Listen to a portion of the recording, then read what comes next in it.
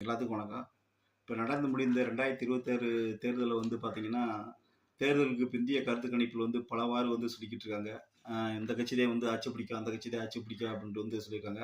ஆனால் வந்து பார்த்தீங்கன்னா, பல தொலைக்காட்சியிலோ, பல நியூஸ் சார்ந்த பத்திரிகையிலோ வந்து பார்த்தீங்கன்னா, ஒரே ஒரு கட்சி தான் வந்து மீண்டும் ஆட்சி பிடிக்கும் மாதிரி வந்து சொல்லிக்கிட்டு இருக்காங்க. அது திமுகவைத்தான் சொல்லிக்கிட்டு இருக்காங்க. மற்றபடி 1, 2 இது வந்து ஏடிஎம்கே வெற்றி வரும். இன்னொன்று அதுக்கு மேலே வந்து இந்தியா டுடே வந்து பார்த்தீங்கன்னா, டிவிகே தமிழக வெற்றி கழகம் வந்து வெற்றி பெறுவதாக வந்து சொல்லியிருக்காங்க. இதில் வந்து எப்படி கணக்கு எடுத்தாங்கன்னு ஒன்றுமே வந்து நம்மளுக்கு புரியல. இது வந்து பார்த்தீங்கன்னா, டிஎம்கே வந்து 92லேருந்து 110 இடங்கள் வந்து வருவதற்கான வாய்ப்புகள் வந்து இருக்கிறதா வந்து இந்தியா டுடே வந்து கருத்து கணிப்பு செஞ்சிருக்கு.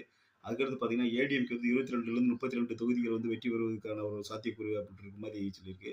அதுக்கடுத்து பார்த்தீங்கன்னா, தமிழக வெற்றி கழகம் வந்து பார்த்தீங்கன்னா, 98லேருந்து 120 இடங்கள் வருவதற்கான ஒரு வாய்ப்புகள் இருக்கு அப்படின்ற மாதிரி சொல்லியிருக்காங்க. அதுக்கடுத்து நாம் தமிழர் வந்து ஒரு இடம் வராது அப்படின்ற மாதிரி இந்த கருத்து கணிப்பு வந்து சொல்லியிருக்காங்க. தேர்தல் பிந்திய கருத்து கணிப்பில் வந்து ஒரு மாற்றத்தக்க ஒரு கருத்து கணிப்புனா இந்தியா டுடேவோட கருத்து கணிப்பு தான். ஆனால் வந்து ஃபஸ்ட்டு கட்சி ஆரம்பித்து எம்ஜிஆர் வந்து பார்த்தீங்கன்னா 1977 வந்து இது மாதிரி வந்து வெற்றி பெற்றார்.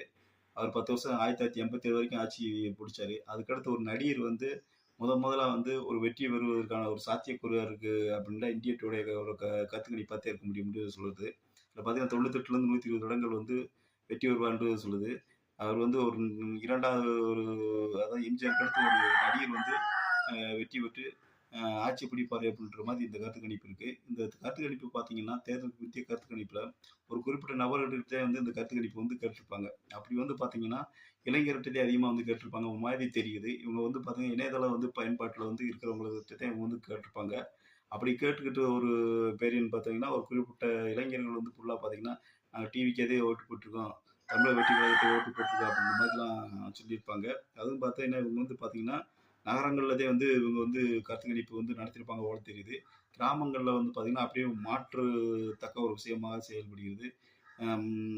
கிராமங்களில் பார்த்தீங்கன்னா திமுகவுக்கு வந்து அதிக ஓட்டுகளை வந்து செலுத்தியிருக்காங்க மாதிரி தெரிகிறது. ஆனால் வந்து இந்த ஒரு கருத்து கணிப்பு பார்த்தீங்கன்னா நகரத்தில் தான் செஞ்ச மாதிரி இருக்குது. அதுவும் வந்து இணையதள பயன்பாட்டில் இருக்கிறவங்கள்ட்டதே இந்த கருத்து கணிப்பு செஞ்சது மாதிரி இருக்குது. எப்படி இருக்குமோ இந்த 2026 தேர்தலில் வந்து எண்ணிக்கை வந்து இன்னும் 4, 5 நாள் இருக்குது. அந்த முடிவு வந்து தெரிவதற்கு அப்போ வரைக்கும் நம்ம வந்து காத்துக்கிட்டு இருப்போம்.